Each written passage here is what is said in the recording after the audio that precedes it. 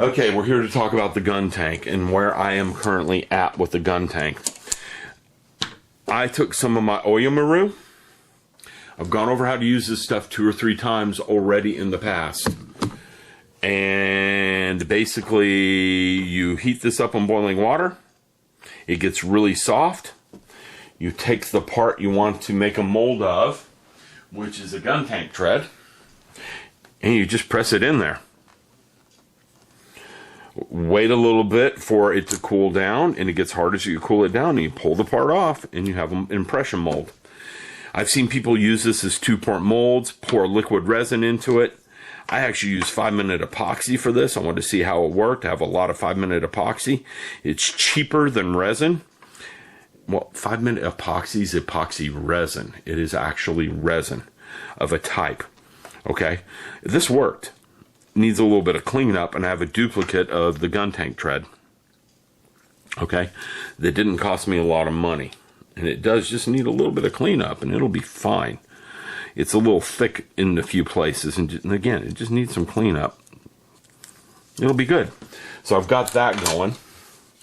The back of the Guntank back here, I've struggled on and off for quite some time on this. What I'm using for that detail, let's see if I can find it real quick. Yeah, that's the wrong one. I have it. It's just a matter of grabbing it out of a pile. What I'm using is this right here. It's a structural part set 1 from La Arsenal. It's a 1-350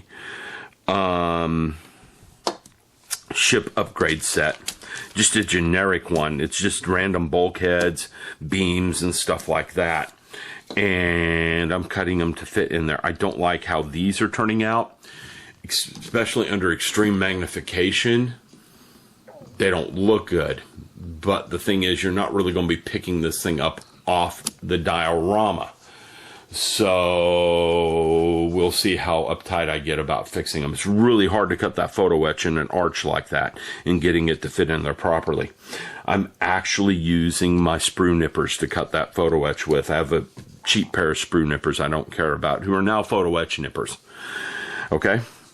But this part's coming along nicely. The main barrels, I drilled them out a little bit because they needed to go deeper than they were. I know you can't really see it because we're zoomed in too much, but if I pull the zoom back, it'll focus better. Okay, I drilled them out. They're drilled down about that far in there now. I've done my seam filling I'm going to do on these. These are ready for primer. Okay, both of them are ready for primer. The gun barrels are.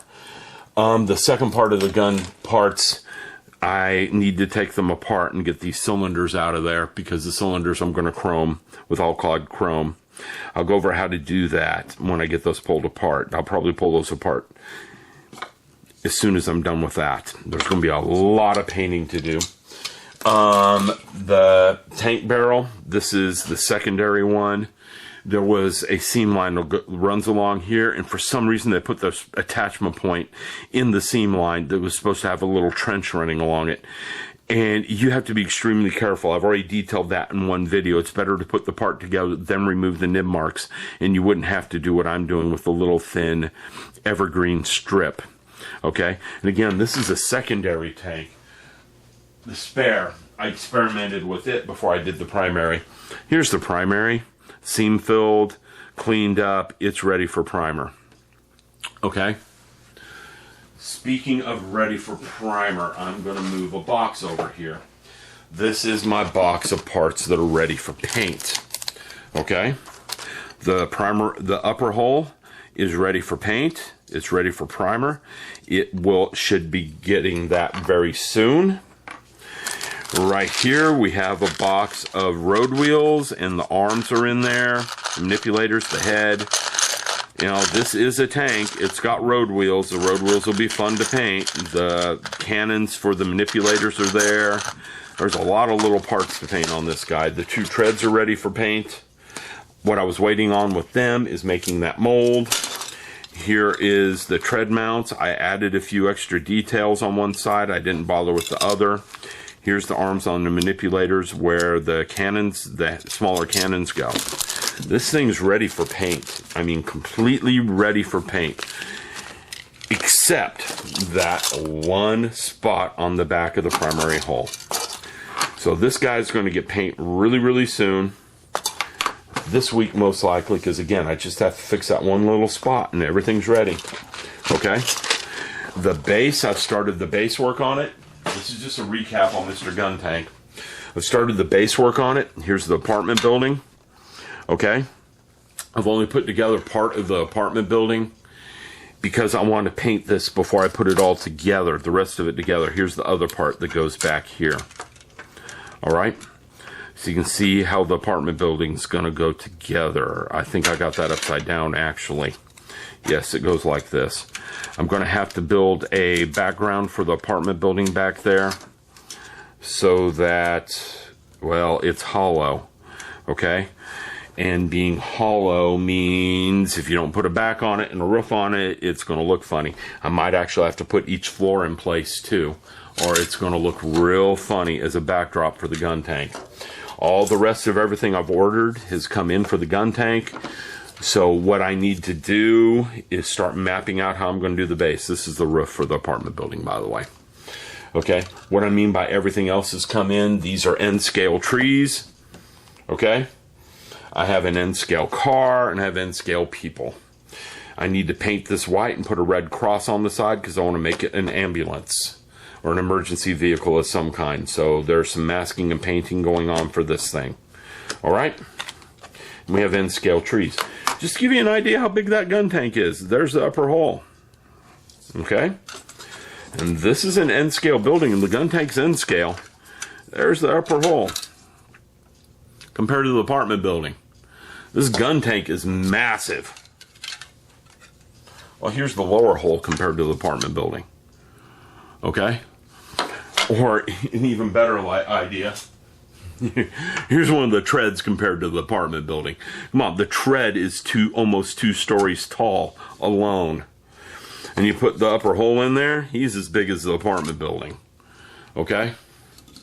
So that's going to show off the size of this thing very, very well.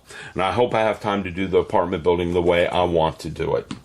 We've got about 20 days left in the contest, so maybe I can do it. Especially since I'm near paint. Once I get painted, all I'm doing is base work, and I'm good with base work.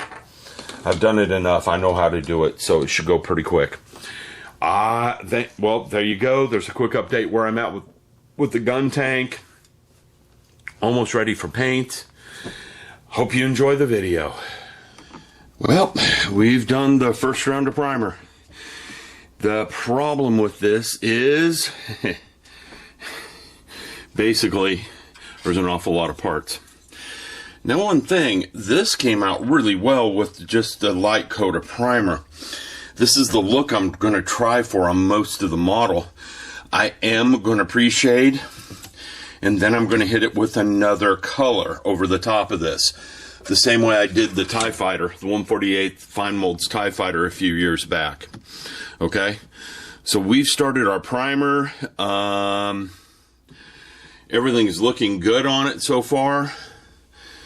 Even my modifications came out well, which makes me happy. It doesn't look bad, that little strip I put on that. Okay. The one I really need to check is here.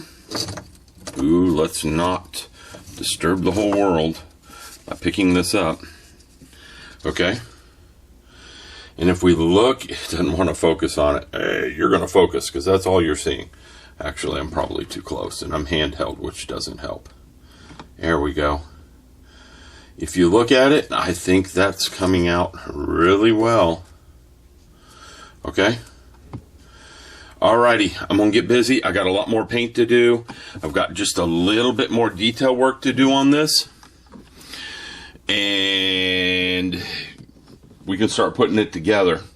Okay, so I'll be back in a little bit. All right, everyone, we're going to talk about paint. This has been painted, okay? I used all-clad steel on it, and it gives it a nice metallic sheen. I did pre-shading, but I got a little too heavy-handed with it on the tracks. Both tracks came out pretty much the same, okay? So the tracks are done. The ammo tank, that's what I'm calling this thing, it's done too. Now, I did do pre-shading on it, and you can see the pre-shading on it did have an impact on it. Are we focusing? We're focusing on the tracks. There we go. So you can see the pre-shading did have an impact on it. I don't need to put that in there anymore, so I can pull that out. Okay. It feels gritty for some reason, but you know, it's been clear coated. These parts are done. And you can see where the pre-shading did work. You can pre-shade alclad paints. They will take it. All right. Now, a couple other parts that I've worked on, and I'm going to go get them real quick. I've done some of the painting, and it's close to done. So, let's get a couple of them, bring them over, and let everyone see. The upper hole is here. Okay. And we have some parts that are for the runners. I'm going to have some fun. Oh, that came out of there. That are for the tracks. Mainly I'm painting tracks right now because, well, they take some time to paint. So let's start with these parts, shall we?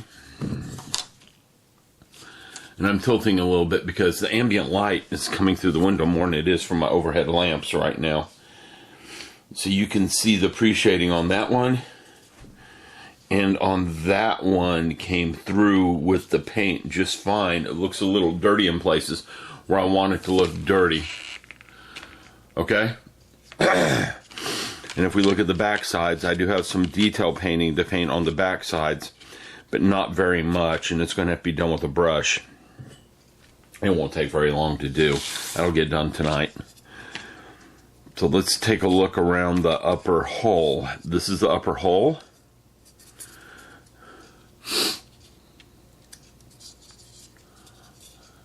It's been clear coated. There are some decals that go on this. So I'm going to have to gloss coat it. They're stickers, and I'm trying to think if I want to use them or not. Because, well, stickers won't look too good to me. So there's an example of it. We have some of the road wheels done as well. So let me bring over a couple of the road wheels. Because they're taking the time because, well, there's an awful lot of road wheels on a tank. And this one isn't any exceptions. Okay, I did do pre-shading on them. Now, they may not show too much if there's any pre-shading, mainly because the pre-shading is all down in the grooves, not on the surface. Okay, they're all down. Ooh, bumping the camera is not a wise thing to do. All the pre-shading is down inside here. Okay? Not on the surface again. So there you go. This is where I stand with this thing. I've done the upper hole. The lower hole, I had to add some strips to the side of it. Okay? Because that was a really bad seam line, and that just took out that seam line, and the strips actually line up with the edges along here. They're almost the exact same thickness, so it's good. I need to sand that and smooth that, and I think I'm going to leave these the way they are, just vented in the centers and not the top and bottom, because I'm having too much trouble with the top and bottom. All right, so this is about ready for paint. Okay, the arms, the manipulator arms, here's one of them. I don't like how they came out, so they're off to the side to get some more work done on them. They've been primered so I can see what's going on. For the most part, they're good. They're just little tiny bits here and there that I don't like on them, so they're getting updated. So that's where I stand with this thing right now. I'm starting to work on the main guns and more road wheels. I think I'm doing road wheels. The problem with painting right now is that every part I paint takes 3 to 4 days. Because there's 4 layers of paint. Okay? You have your primer, and then I do my pre-shading. Then there's the color coat. Then after the color coat goes down, after you're done with the color coat, then you have to put a clear coat over the top of it. Now, I don't have to clear coat these. I just do clear coat these because they're better if they're clear coated. Okay? I can see a spot that missed paint right there, but that can be hidden if I'm careful with it. And you can see that I'm having to paint quite a bit at one time. And that's one of the fun things about Gundam models. There is an awful lot of painting that goes on with little itty bitty pieces here and there. And then you put it together. You can paint in sub-assemblies, but you end up putting them together when you're done painting your sub-assemblies. Okay? So you can see I have done a lot of painting as of late. Okay? Well, I'm going to get on the rest of them. This is the same method and colors I used on the TIE Fighter. So if you're wondering what the colors are, the base color for this, the primer color, is All-Clad All-Clad Primer. I like the All-Clad Primer because literally it dries in an hour. It's this stuff. Let's see if the camera will like it. Yeah, this is what I'm using for my primer. It's lacquer based. Lacquer paint sticks to plastic really, really well. And it dries quickly. Then I'm using Tamiya paints from there. My base color is my pre-shade color is Tamiya Flat Black. Then I'm using Tamiya Gray. And I'm going to read off the number and show it to you. It's light gray. It's XF66. This is what I'm using for the gray color. Now, it comes out bluish because of the primer. Your underlying color does make a difference with the end result. This thing comes out grayish blue, and that's what I want. I wanted a grayish blue. That's the color, the native color of the plastic almost. It's a little darker than the native color of the plastic, but I'm okay with that. I wanted it a little darker. All right, and again, the treads are All-Clad steel. I'm again starting to work on the guns. The guns are going to be multiple days painting, and the headpiece. So I'm getting there. I'm working on paint primarily right now for all the treads, so I can put the treads together and be done with them. Once I can get the lower hull together, I can start working on the base. So I got to get moving on this. All right, I will talk to you later.